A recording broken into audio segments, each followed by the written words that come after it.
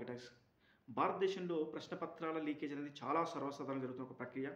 దీనికి సంబంధించి కొన్ని విషయాలైతే మాట్లాడుకుందాం. ఎందుకంటే గత 5 సంవత్సరాల్లో 65 సార్లు వివిధ పరీక్షలకు సంబంధించి వివిధ రాష్ట్రాల్లో పేపర్ లీక్ అయితే జరగడం జరిగింది. రీసెంట్‌గా చూస్తే గనక నీట్ ఎగ్జామ్, మెడికల్ స్టూడెంట్‌కి సంబంధించిన నీట్ ఎగ్జామ్ మీద కూడా పేపర్ లీక్ అవ్వడం.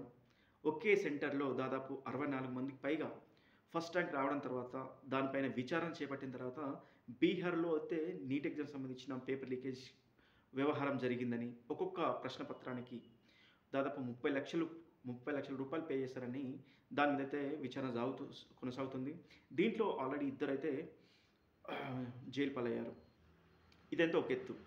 ఆ తర్వాత కూడా యూజీసీ నెట్ ఎగ్జామ్. సో దీనికోసం పీహెచ్‌డీ ఎవరైతే చేయాలనుకుంటున్నారో వాళ్ళు ఎంతో కష్టపడతారు. యూజీసీ నెట్ ఎగ్జామ్ మీద కూడా ఆ పేపర్ లీక్ అవ్వడం, ఇవన్నీ చూస్తుంటే గనక విద్యార్థులకి భారతదేశంలో భవిష్యత్తు ఉందా? ఇప్పుడు గనక ఈ చట్టాలనేవి సరిగ్గా పనిచేయకుండా ఉంటే మాత్రం స్టూడెంట్స్ ఫ్యూచర్‌లో చాలా నష్టపోతారు. ఎందుకంటే పేపర్ లీకేజ్ అనేది చాలా సర్వసాధారణ విషయమైనప్పుడు పేదవాడు పేదవాడిగా ఉండిపోతాడు. ఎందుకు కష్టపడ్డవాడికి ఫలితం ఉండదు. కేవలం డబ్బులు పెట్టి కొన్నవాడికి మాత్రమే ఫలితం ఉంటుంది. మరి అవన్నీ మార్చాలంటే సరియైన చట్టాలు ఉండాలి. పేపర్ ఎవరైతే లీక్ చేస్తారో వారికి భవిష్యత్తే ఉండకూడదు. జైలు చేస్తారా, ఇంకేమైనా చేస్తారా అన్న విషయం పక్కన పెడితే గనక కొన్ని లక్షల మంది గవర్నమెంట్ ఎగ్జామ్స్ కోసం నిద్రాహారాలు మాని కొన్ని లక్షల కోచింగ్ సెంటర్‌లకు తగిలేసి తిండి తిప్పలు లేకుండా ప్రిపేర్ అవుతూనే ఉంటారు. ఇప్పుడు వాళ్ళందరినీ భవిష్యత్తుని నాశనం చేస్తున్నారంటే వీళ్ళకి మాత్రం భవిష్యత్తు ఎందుకు? వాళ్ళు ఒక్క పేపర్ అమ్ముకుంటే 30,00,000 నుంచి 50,00,000, 70,00,000 ఈ విధంగా కొన్ని కోట్లు సంపాదిస్తారు. ఇలాంటి సమయంలో తనని 1 సంవత్సరమో, 2 సంవత్సరాలు సస్పెండ్ చేసేంత మాత్రాన తర్వాత మళ్ళీ విధిలోకి తీసుకున్నంత మాత్రాన సొల్యూషన్ అయితే కాదు. కంప్లీట్‌గా తనకి భవిష్యత్తు ఉండకూడదు. అంటే లైఫ్ లాంగ్ ఇంకా జైల్లోనే ఉండాలి. అదేవిధంగా ఇంకా గవర్నమెంట్ జాబ్‌లోకి తీసుకోకూడదు. ఇప్పుడు దీనికి సంబంధించి కూడా రాజకీయ నాయకులు ఏ ఒక్క రాజకీయ నాయకుడు కూడా ముందుకొచ్చి మాట్లాడట్లేదు. అంటే స్టూడెంట్స్ సపోర్ట్ చేయడానికి. మళ్ళీ స్టూడెంట్స్‌కి నష్టం చేసే స్టూడెంట్సే వస్తున్నారు.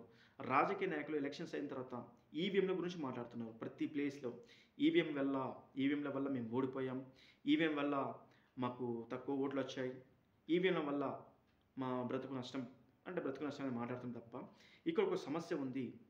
స్టూడెంట్స్ చాలా నష్టపోయారు. నీట్ ఎగ్జామ్ వల్ల పేపర్ లీకేజ్ వల్ల నష్టం జరిగింది. వాళ్ళ తరపున మాట్లాడదామని ఒక్క రాజకీయ నాయకుడు లేడు.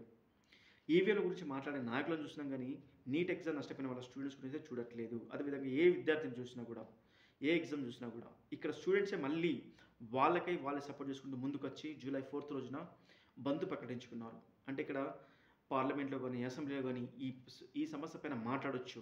ఒక్కసారి దేశం మొత్తం మీద అలజడి రేకెత్తించవచ్చు. ఎందుకంటే పేపర్ లీకేజ్ అనేది చాలా సర్వసాధారణమైపోతున్న సమయంలో గట్టి వాయిస్ అయితే అవసరం. విద్యార్థుల తరపున మాట్లాడడానికి. కానీ ఇక్కడ విద్యార్థులే వాళ్ళ గొంతు కలుపుతున్నారు. వాళ్ళ తరపున వాళ్ళే మాట్లాడుకోవాల్సిన పరిస్థితి. అంటే ఇక్కడ గెలుపు ఓటమి కోసం మాత్రమే మాట్లాడే రాజకీయ నాయకులను చూస్తున్నాం తప్ప సమస్యలకే మాట్లాడే రాజకీయ నాయకులను చూడలేకపోతున్నాం. ఇది మన దురదృష్టం. మొత్తానికైతే జూలై 4th రోజున బంద్ ప్రకటించారు. మరి బంద్ అందరూ పాటిస్తారని అనుకుందాం. Thank you.